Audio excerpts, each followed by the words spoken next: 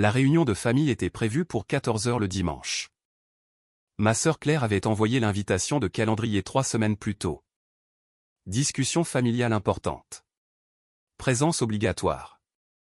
L'objet du message le rendait officiel, comme si nous étions des actionnaires d'une société plutôt que des parents liés par le sang et une déception mutuelle. J'ai accepté l'invitation sans commentaire, tout comme j'avais accepté toutes les autres convocations au cours de la dernière décennie. Se présenter. Endurer la leçon. Repartir inchangé. Maintenant, j'étais assise dans le salon de mes parents à Neuilly-sur-Seine, regardant maman disposer des biscuits sur une assiette qu'elle avait achetée spécifiquement pour ces occasions. De la porcelaine bleue avec un liseré doré, le genre de choses qui criait « affaire de famille formelle ». Papa était assis dans son fauteuil en cuir, le même qu'il occupait depuis 30 ans, positionné comme un trône au bout de la pièce. Claire est arrivée exactement à l'heure, sa fille de 3 ans la suivant. Mon frère aîné, Thomas, est arrivé avec 10 minutes de retard, s'excusant profusément comme toujours, son costume encore impeccable sortant tout juste de n'importe quel bureau d'entreprise qu'il venait de quitter. Maintenant que nous sommes tous là, a commencé papa en s'éclaircissant la voix avec ce bruit particulier qui signifiait qu'il était sérieux, nous devons discuter de Sophie. Tous les yeux se sont tournés vers moi. J'avais 32 ans, et c'était ma vie, assise dans ma maison d'enfance pendant que ma famille discutait de mes échecs comme si j'étais un problème à résoudre. Ta mère et moi avons discuté, a continué papa, et nous sommes inquiets au sujet de ta trajectoire. Trajectoire, ai-je répété doucement. Ton cheminement de carrière, a clarifié maman, comme si je ne comprenais pas le mot. Ou son absence, est intervenue Claire, sa voix prenant ce ton compatissant qu'elle utilisait quand elle pensait être utile. Sophie, nous ne t'attaquons pas. Nous t'aimons, mais tu dois admettre que le schéma est inquiétant. Quel schéma? Thomas a sorti son téléphone, faisant défiler ce que je ne pouvais que supposer être des notes qu'il avait préparées. Ma famille aimait les données. Voyons voir. Tu as abandonné tes études à HEC après 2 ans. Je suis parti pour lancer ma première entreprise, ai-je dit. Qui a fait faillite en 18 mois, a-t-il continué, sans reconnaître ma correction. Ensuite, tu as essayé ce truc de commerce électronique qui a fait 220 000 € de chiffre d'affaires la première année, que tu as abandonné après 2 ans. Puis il y a eu l'entreprise de conseil, que je dirige toujours, si on peut appeler ça comme ça. Sophie, tu as 32 ans. Claire est administratrice d'hôpital. Thomas est premier vice-président dans une entreprise du CAC 40. Que es-tu? Je l'ai regardé fixement. Une propriétaire d'entreprise. Papa a émis un son entre une toux et un rire. Propriétaire d'entreprise. C'est comme ça qu'on appelle quelqu'un avec un ordinateur portable et un rêve. Sophie, ce n'est pas une vraie carrière. J'ai des clients, ai-je dit calmement. Des revenus. Des employés. Combien d'employés, a demandé maman. 83. Le nombre est resté suspendu dans l'air un instant avant que Claire ne parle. Sophie, ça ne peut pas être vrai. La dernière fois qu'on s'est parlé, tu as dit que tu travaillais depuis la maison. Je travaille depuis la maison. Mon équipe est répartie dans 7 pays. 7 pays, a répété papa, son ton indiquant clairement qu'il pensait que j'exagérais, que je délirais, ou les deux. Et que fait exactement cette équipe? Nous fournissons des conseils en croissance stratégique pour les jeunes entreprises technologiques, des analyses de marché, des relations avec les investisseurs, des stratégies de mise à l'échelle. Thomas s'est penché en arrière, croisant les bras. Et, parlons chiffres, alors. Quel est ton chiffre d'affaires annuel? J'ai hésité. Non pas parce que je ne le savais pas, je le savais exactement, mais parce que j'avais appris il y a des années que leur dire la vérité ne faisait qu'aggraver les choses. Il est adéquat, ai-je dit. Adéquat, a répété maman. Chérie, adéquat ne suffit plus. Tu es dans la trentaine. Tu devrais penser au compte de retraite, à la propriété immobilière, à la stabilité. Au lieu de cela, tu joues encore à l'entrepreneur avec ses petits projets. Ce ne sont pas de petits projets. Alors prouve-le, a défié papa.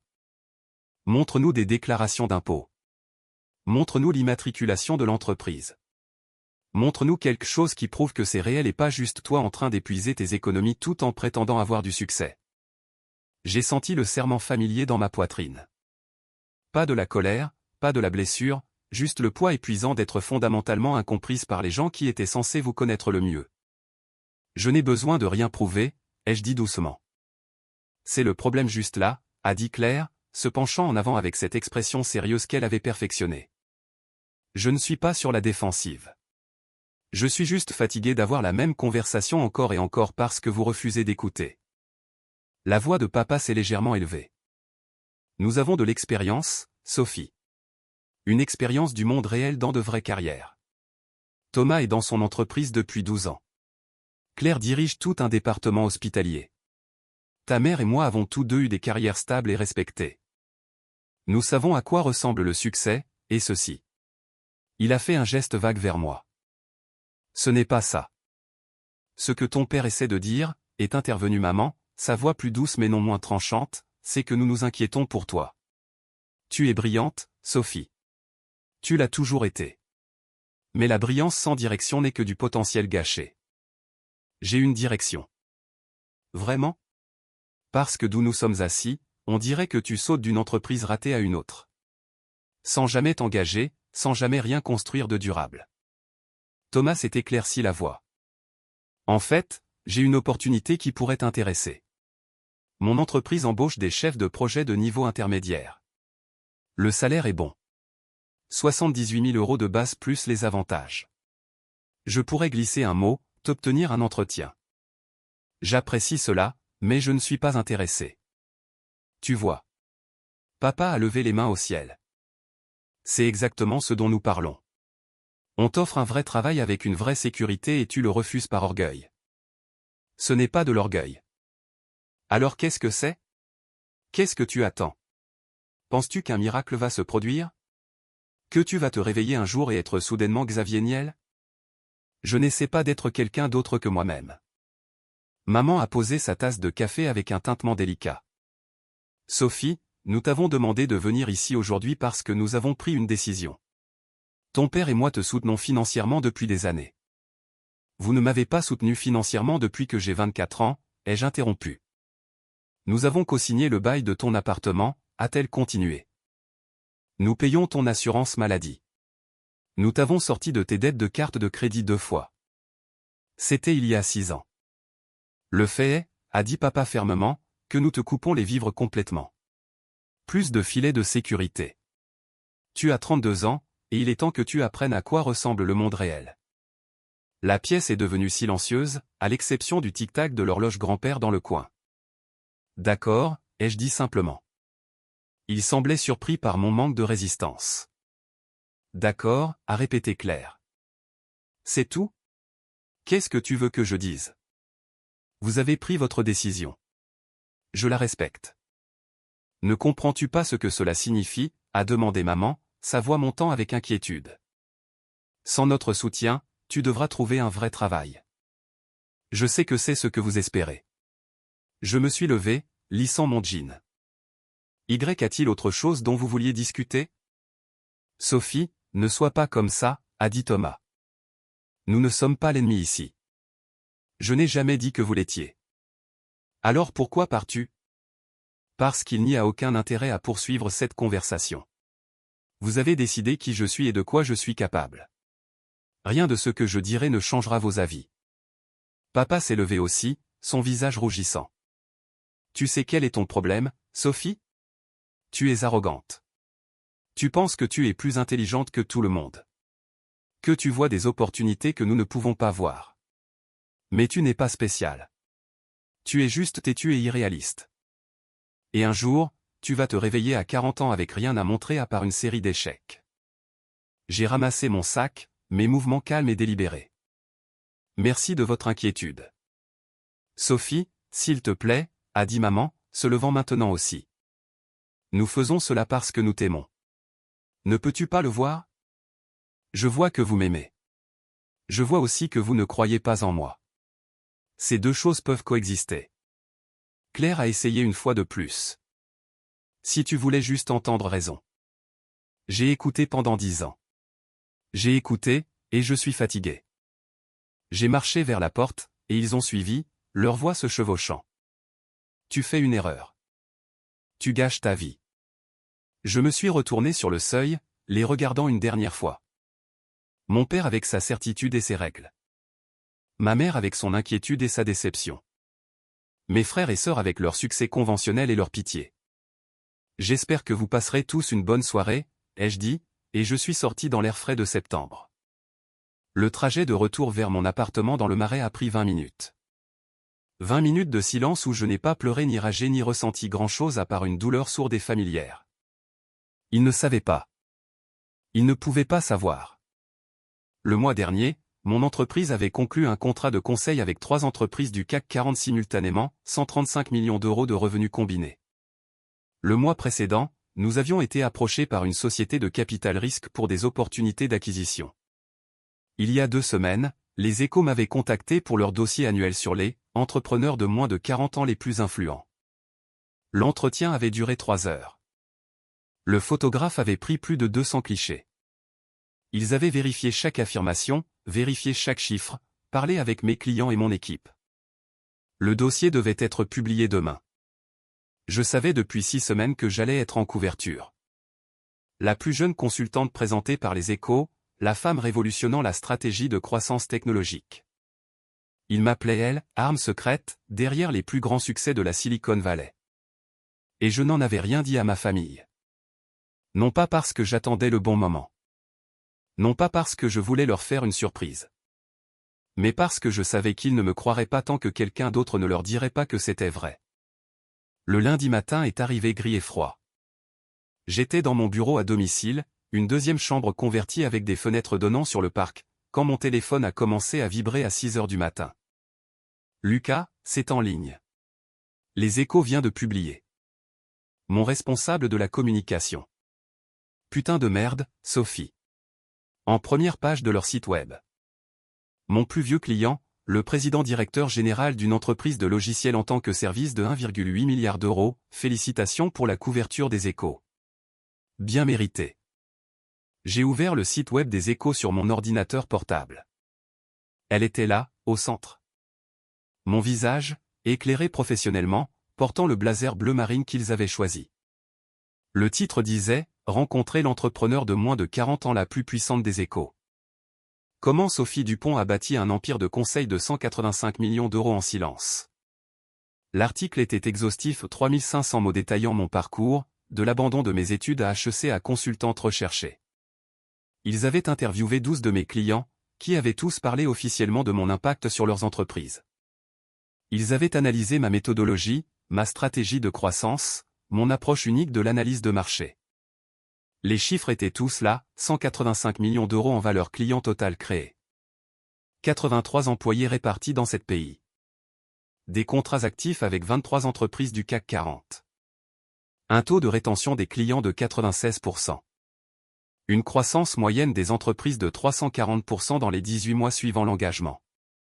C'est la consultante que les milliardaires appellent quand ils sont coincés, a été cité l'un d'eux. Travailler avec Sophie ne concerne pas seulement la croissance, c'est une question de transformation. Mon téléphone continuait de vibrer. Des félicitations de collègues. Des demandes d'entretien de BFM Business, La Tribune et Le Figaro. De nouvelles demandes de clients. Des messages d'anciens camarades de classe qui s'étaient soudainement souvenus que nous étions amis. Rien de ma famille. J'ai travaillé toute la matinée, gérant la vague d'attention avec mon équipe de communication. À midi, l'article des Échos avait été partagé plus de 40 000 fois sur LinkedIn. À 14 heures, j'étais en tendance sur Twitter sous le hashtag les Échos-influence. Mon téléphone a sonné à 15h17. Claire. J'ai laissé aller sur la messagerie vocale. Elle a rappelé immédiatement. Puis Thomas, puis maman, puis papa.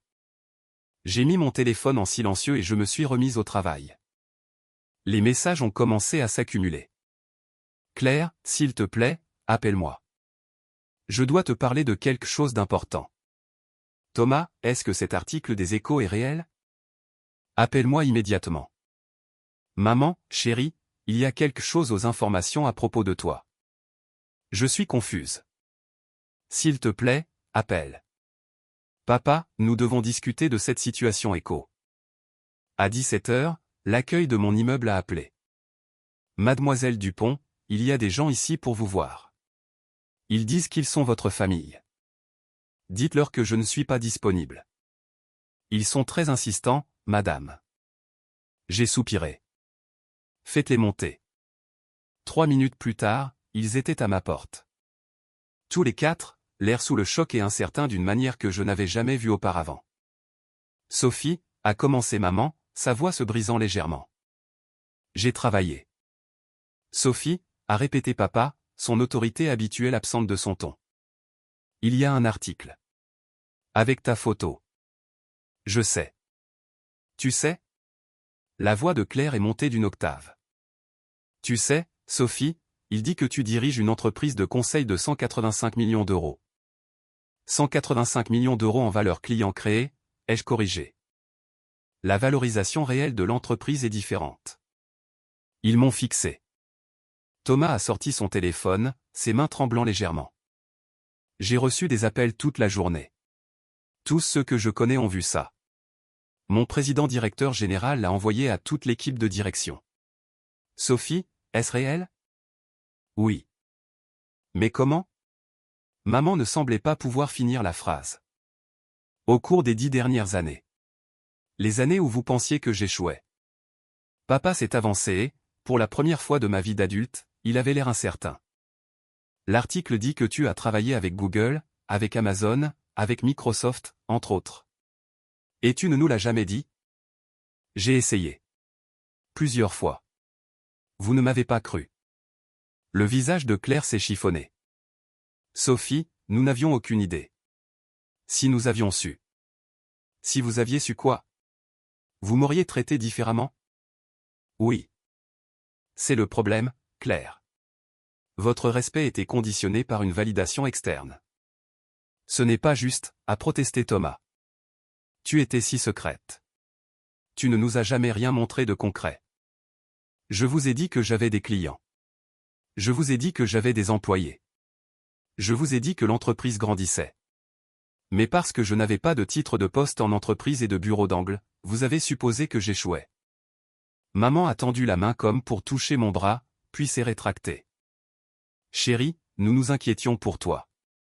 Tu dois comprendre, de notre point de vue. De votre point de vue, j'étais un échec. Je comprends cela. Ce que vous devez comprendre, c'est que votre point de vue était faux. L'article dit que tu vaux 115 millions d'euros, a dit papa, sa voix plate. Ça ne peut pas être exact. C'est une estimation basée sur la valorisation de l'entreprise et les capitaux propres. Le chiffre réel est plus élevé, mais je ne discute pas de finances personnelles publiquement. Le silence qui a suivi était assourdissant. Finalement, Claire a parlé, d'une petite voix. Pourquoi ne nous as-tu pas parlé des Échos? De l'interview? De tout ça? Parce que ça n'aurait rien changé. Si je vous avais dit que j'allais être présenté dans les Échos, vous auriez supposé que c'était une petite mention ou que j'exagérais. Vous ne m'auriez pas cru tant que vous ne l'auriez pas vu vous-même. Ce n'est pas vrai, a protesté maman faiblement. N'est-ce pas? Hier, papa m'a traité d'arrogante pour avoir pensé que je voyais des opportunités que les autres ne voyaient pas. Vous avez appelé mon travail petit projet. Thomas m'a offert un emploi à 78 000 euros comme si c'était une mission de sauvetage. Aucun de vous n'a cru que j'avais du succès jusqu'à ce que les Échos vous disent que je l'avais. Thomas a passé sa main dans ses cheveux, un geste de frustration que je reconnaissais depuis l'enfance. D'accord, tu as raison. On a merdé. On a complètement mal jugé la situation. Mais Sophie, tu dois admettre que tu n'étais pas exactement transparente. J'étais aussi transparente que vous me permettiez de l'être. Chaque fois que j'essayais de partager mon succès, vous le rejetiez, alors j'ai arrêté de partager. Papa s'est finalement assis sur mon canapé, semblant plus vieux que je ne l'avais jamais vu. L'article mentionne un client qui t'a appelé l'esprit stratégique le plus brillant de l'industrie. Ils ont cité un président-directeur général du CAC 40 disant que tu avais sauvé son entreprise de la faillite. Maman a halté. 21 millions d'euros? Oui. Que as-tu fait de l'argent? Je l'ai investi dans l'immobilier commercial et j'ai utilisé le reste pour faire grandir mon cabinet de conseil. Claire pleurait maintenant, des larmes coulant sur son visage. Vous n'étiez pas terrible. Vous ne croyez simplement pas en moi. C'est la même chose. Non, ai-je dit doucement. Ce n'est pas le cas. Vous m'aimiez. Vous vouliez que je sois en sécurité. Vous ne pouviez simplement pas imaginer que je construisais quelque chose de plus grand que ce que vous compreniez. Le téléphone de papa a sonné. Il l'a regardé, puis m'a regardé. C'est mon partenaire de golf. Il appelle à propos de toi. Tu devrais répondre. Tu vas recevoir beaucoup de ces appels. Il l'a refusé, posant le téléphone face contre terre. Je sais que tu ne savais pas. Si j'avais su, j'aurais. Quoi? Tu m'aurais traité différemment, papa? C'est exactement mon point. Ton respect était conditionné par un succès que tu pouvais mesurer et comprendre. Mon succès ne correspondait pas à tes métriques, alors tu l'as rejeté. Ce n'est pas, il s'est arrêté, son visage s'effondrant légèrement. Tu as raison. C'est exactement ce que j'ai fait. Maman s'est assise à côté de lui, ses mains se tordant sur ses genoux. L'article dit que tu as refusé une offre d'acquisition de 46 millions d'euros l'année dernière. 2 fois, en fait. 2 entreprises différentes. Pourquoi?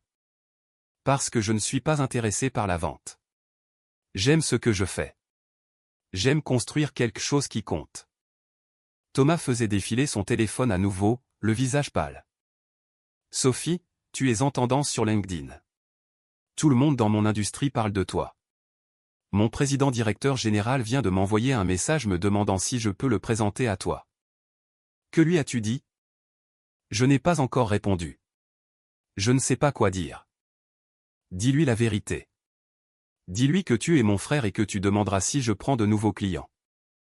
En prends-tu? Nous avons une liste d'attente de 63 entreprises en ce moment, mais je peux faire des exceptions pour des partenariats stratégiques. La pièce est redevenue silencieuse, à l'exception du bruit lointain de la circulation venant de la rue en contrebas. Claire s'est essuyé les yeux. Comment répare-t-on cela, Sophie? Comment on arrange les choses? Je ne sais pas si vous le pouvez, ai-je dit honnêtement. Vous avez passé 10 ans à me dire que j'échouais alors que je bâtissais un empire. Vous m'avez coupé les vivres hier alors que j'étais assise sur une valeur nette à 9 chiffres. Vous m'avez offert un emploi à 78 000 euros alors que je concluais des contrats de 135 millions d'euros. Nous ne savions pas, a chuchoté maman. Vous n'avez pas demandé. Il y a une différence. Papa s'est levé brusquement, faisant les 100 pas vers la fenêtre. J'ai passé toute ma carrière à enseigner la gestion d'entreprise. J'ai écrit un manuel sur le leadership organisationnel. Et je ne pouvais pas voir que ma propre fille était l'une des consultantes les plus prospères du pays. Tu as vu ce que tu t'attendais à voir. J'ai vu ce que je voulais voir, a-t-il corrigé. Je voulais que tu échoues pour que je puisse avoir raison sur la stabilité et les carrières traditionnelles. Je voulais que tu reviennes en rampant pour demander de l'aide afin que je puisse me sentir nécessaire. L'aveu est resté suspendu dans l'air, brut et inconfortable. Je ne pense pas que ce soit entièrement vrai, ai-je dit doucement. Je pense que vous croyez sincèrement que vous me protégiez. Vous ne pouviez simplement pas imaginer un chemin vers le succès qui semblait différent du vôtre. Maman s'est levée, marchant vers moi. Puis-je te serrer dans mes bras? J'ai hésité, puis j'ai hoché la tête.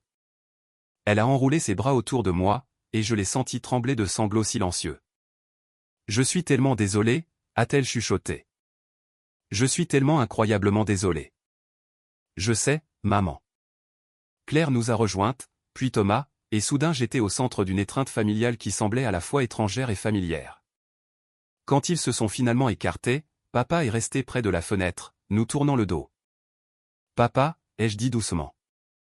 Il s'est retourné, et j'ai été choqué de voir des larmes sur son visage. Je suis fier de toi, Sophie. J'aurais dû dire ça il y a des années, mais je le dis maintenant. Je suis fier de qui tu es et de ce que tu as construit. Merci. Mais j'ai aussi honte de moi. De ne pas l'avoir vu. De ne pas avoir cru en toi. De t'avoir fait sentir que tu devais cacher ton succès à ta propre famille. Je ne l'ai pas caché. Vous ne l'avez juste pas vu. Parce que j'ai choisi de ne pas le voir, a-t-il dit fermement. Parce que cela remettait en question ma vision du monde et mon ego. Et je suis désolé pour ça. Thomas s'est éclairci la voix. Alors, qu'est-ce qui se passe maintenant? Maintenant? J'ai haussé les épaules. Je continue de travailler. Vous continuez de travailler. La vie continue. Mais nous allons être différents, a insisté Claire. Nous allons te soutenir correctement. Nous allons. Claire, arrête. J'ai levé la main. Je n'ai pas besoin que vous fassiez quoi que ce soit différemment. Je n'ai pas besoin de votre soutien ou de votre validation. J'en avais besoin il y a 10 ans, et vous ne me l'avez pas donné.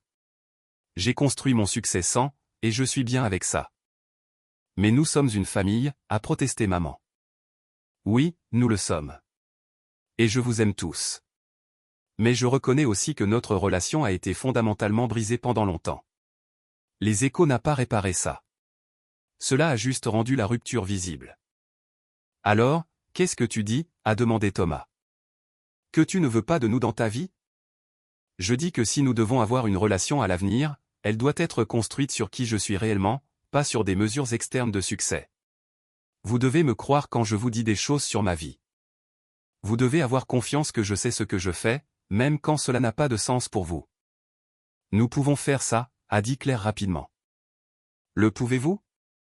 Parce qu'hier, tu as appelé mon entreprise petit projet. Papa m'a traité d'arrogante.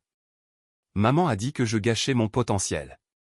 Pouvez-vous vraiment me regarder maintenant et voir au-delà de la couverture des Échos la personne qui a été ici tout ce temps? Ils se sont regardés, l'incertitude écrite sur leur visage. Je ne sais pas, a dit papa finalement, son honnêteté me surprenant. Mais je veux essayer. C'est tout ce que je peux demander. Maman a vérifié son téléphone et a halté. Sophie, tu es aux informations du soir. Ils font un segment sur toi en ce moment. Elle a lancé un flux en direct sur son téléphone. Effectivement, j'y étais.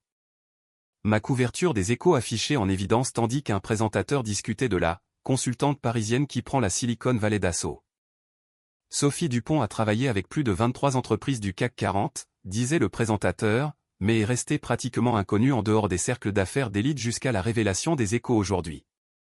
Les initiés de l'industrie l'appellent l'arme secrète derrière certaines des plus grandes réussites technologiques. Le segment a coupé vers une interview avec l'un de mes clients, un président-directeur général avec qui j'avais travaillé pendant 3 ans. Sophie voit des schémas que les autres manquent, disait-il. Elle a transformé complètement la trajectoire de notre entreprise. Travailler avec elle a été la meilleure décision commerciale que j'ai jamais prise. Ma famille a regardé en silence, leur visage reflétant un mélange d'admiration, de confusion et de quelque chose qui aurait pu être de la honte. Quand le segment s'est terminé, Claire a été la première à parler. Ils t'ont appelé la consultante la plus influente de ta génération. C'est hyperbolique, ai-je dit. Je suis bonne dans ce que je fais, mais je ne suis pas la seule. Arrête, a dit Thomas fermement. Arrête de minimiser. Tu as le droit d'être fier de ce que tu as accompli. Je suis fier. Je n'ai juste pas besoin de validation externe pour le ressentir. Le téléphone de papa a sonné à nouveau. Puis celui de maman, puis ceux de Claire et de Thomas. Vous devriez tous répondre, ai-je dit. Les gens vont vouloir vous parler. Mon équipe de communication peut vous fournir des points de discussion si vous en avez besoin. Ton équipe de communication, a répété maman avec émerveillement. Tu as une équipe de communication. J'ai plusieurs équipes. Communication, opération, service aux clients, recherche et développement, partenariat stratégique. C'est ce qui arrive quand on dirige une entreprise avec 83 employés. 83 employés que tu as dit avoir hier, a dit papa lentement. Et nous avons ri. Je sais. Nous avons ri de la vérité. Oui. Il s'est rassis, la tête dans ses mains. Comment je m'excuse pour ça? Comment je m'excuse pour 10 ans à ne pas t'avoir cru? Tu viens de le faire. Ce n'est pas suffisant. Peut-être pas. Mais c'est un début. Ils sont partis 1 heure plus tard, toujours sous le choc, toujours en train de traiter l'information. Je les ai regardés partir, ne ressentant ni vindicte ni satisfaction, juste une reconnaissance tranquille que tout avait changé et que rien n'avait changé. Ils me croyaient maintenant parce que les Échos leur avaient dit de le faire. Ils me respectaient maintenant parce que le monde avait validé ce que j'essayais de leur dire depuis une décennie. Leurs excuses étaient sincères, mais elles étaient aussi conditionnelles, dépendantes d'une preuve qu'ils ne pouvaient finalement pas nier. Je suis retourné à mon bureau et j'ai ouvert mon calendrier. Demain, j'avais des appels avec 3 clients potentiels, une session de stratégie avec mon équipe de direction et une interview de suivi avec la tribune. La semaine prochaine, je prenais la parole lors d'une conférence technologique à Londres. Le mois d'après, j'avais été invité à faire le discours d'ouverture lors d'un sommet commercial international à Dubaï. Mon téléphone a vibré avec un texto de mon directeur des opérations. Le Monde, France Info et Le Point veulent tous des interviews. Aussi, quelqu'un du conseil d'analyse économique de l'Élysée a appelé. J'ai souri et j'ai répondu, programmez-les, et commençons à examiner ces 63 entreprises sur la liste d'attente. Il est temps de passer à l'échelle supérieure. Un autre texto est arrivé, cette fois d'un numéro inconnu. J'ai vu la couverture des Échos. J'ai toujours su que tu réussirais grandement. Fier de toi. Professeur Dubois. Professeur Dubois, ma professeure d'économie d'HEC. Celle qui m'avait dit que j'étais brillante quand j'ai décidé de quitter l'école. La seule personne qui avait cru en moi quand j'avais 20 ans et que j'étais terrifié. J'ai répondu, merci. Votre cours a changé ma vie. Sa réponse a été immédiate. Non, ton courage a changé ta vie. Je t'ai juste indiqué la bonne direction. J'ai regardé par ma fenêtre les toits de Paris, le soleil couchant peignant les bâtiments en or et orange. Demain, ma famille se réveillerait dans un monde où tout le monde savait ce que j'avais construit. Leurs amis poseraient des questions. Leurs collègues voudraient des présentations. Toute leur perception de moi serait filtrée par la validation externe. Mais j'étais la même personne que j'étais hier. La même personne que j'étais il y a 10 ans quand j'ai abandonné mes études à HEC. La même personne à qui l'on avait dit qu'elle échouait alors qu'elle bâtissait un empire. La différence était que maintenant, le monde pouvait voir ce que j'avais toujours su. Je ne jouais pas à l'entrepreneur. J'en étais une. Et je l'avais fait sans leur croyance, sans leur soutien, sans leur validation. Je l'avais fait parce que je croyais en moi quand personne d'autre ne le faisait.